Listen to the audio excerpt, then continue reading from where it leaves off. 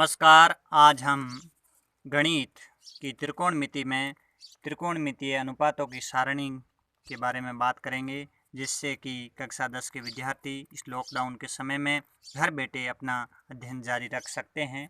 तो देखो, त्रिकोणमिति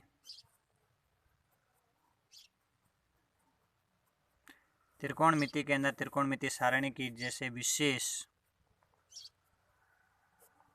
कोणों के त्रिकोणमितीय अनुपातों की सारणी।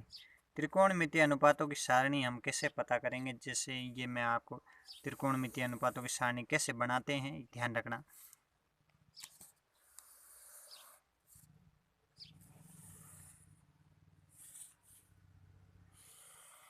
पहले तो ऐसे अपना लाइनें खींचेंगे, या मैं लिखूंगा डिग्री। क्या लिखूं? डिग्री। और या क्या लिखूं मैं? त्रिकोणमितीय अनुपात। त्रिकोणमितीय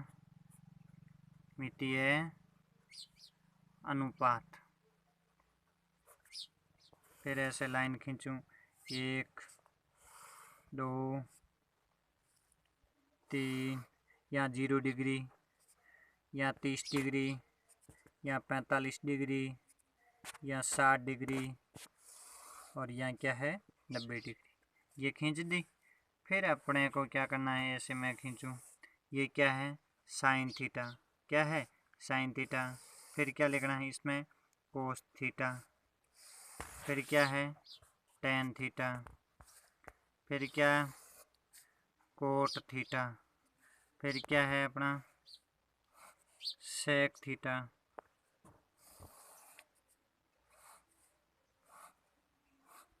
फिर क्या है? Cosec theta.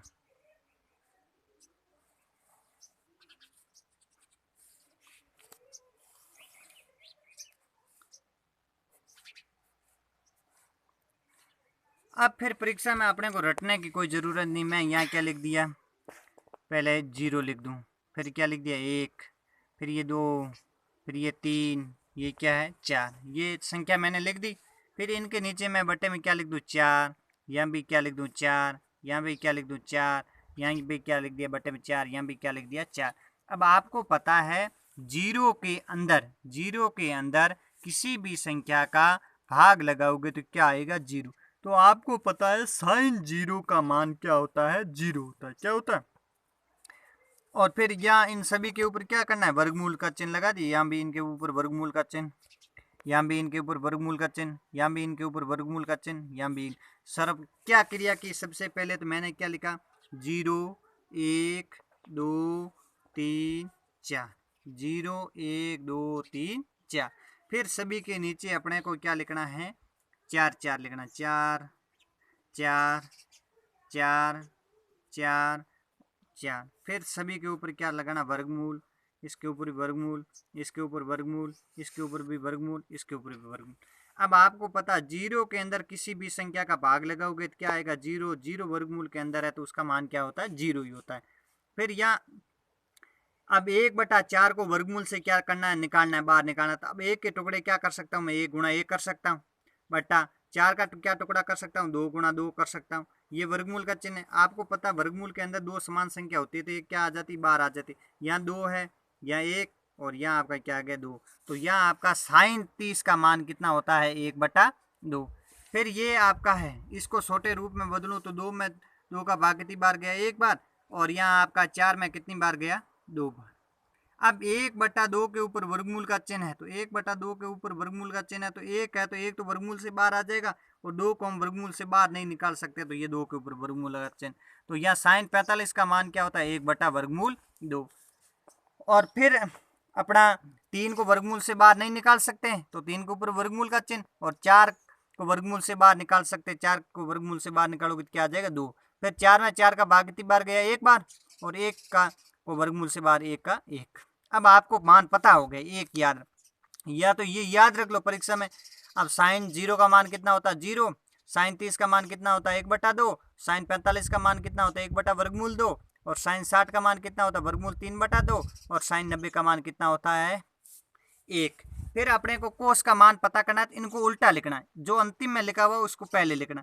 तो ये आपका 1, फिर दूसरे नंबर पे अंतिम से ये दूसरा नंबर है, शुरू से ये वर्गमूल 3/2, फिर यह पहला दूसरा तीसरा, इधर पहला दूसरा तीसरा तीसरा, यहाँ क्या 1/2, और फिर यह आपका क्या 1/2, और फिर क्या है ये 0। ये कोस का मान पता हो गया। फिर आपको पता है tan थीटा बराबर होता है, tan थीटा बराबर होता है, बराबर क्या होता है sin थीटा बटा कोस थीटा। सूत्र क्या होता है tan थीटा बराबर होता है sin थीटा बटा कोस थीटा। तो ये आपका sin थीटा और ये sin थीटा है, ये क्या है कोस थीटा।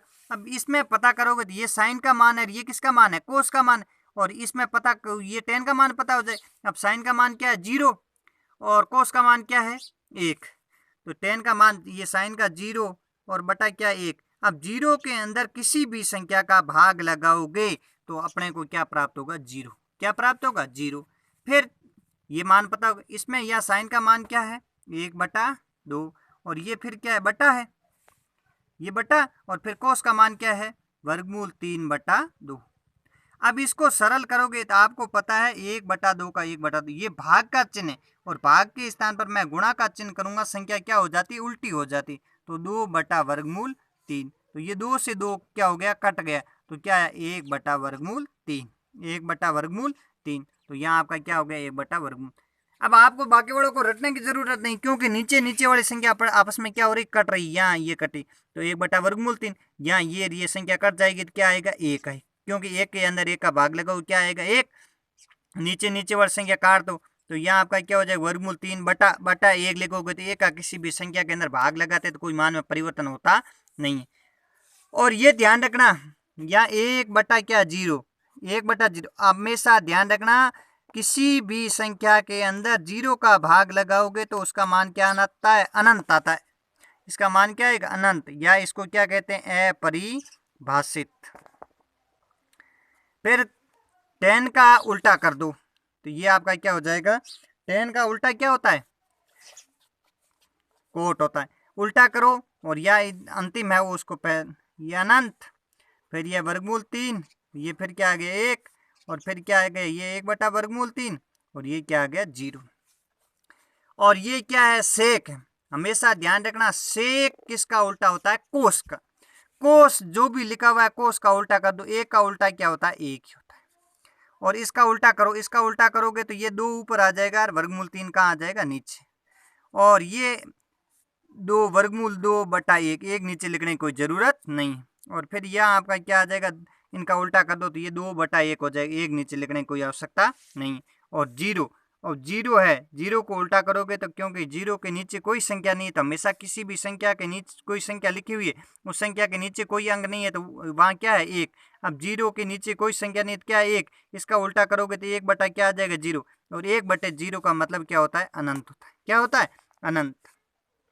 फिर अपने को ये आपका कोसेक होता है, वो किसका उल्टा होता है साइन का उल्टा होता है, और साइन का मान क्या है 0, और 0 का उल्टा क्या होता है आपको पता 0, 0 के नीचे कोई संख्या नहीं तो क्या 1 है, और 1 बटा क्या हो जाएगा 0, और 0 का अंदर किसी भी संख्या ये आपका 1 है, 1 के अंदर 0 का भाग लगाओ तो क्या आ जाएगा अनंत आ जाएगा।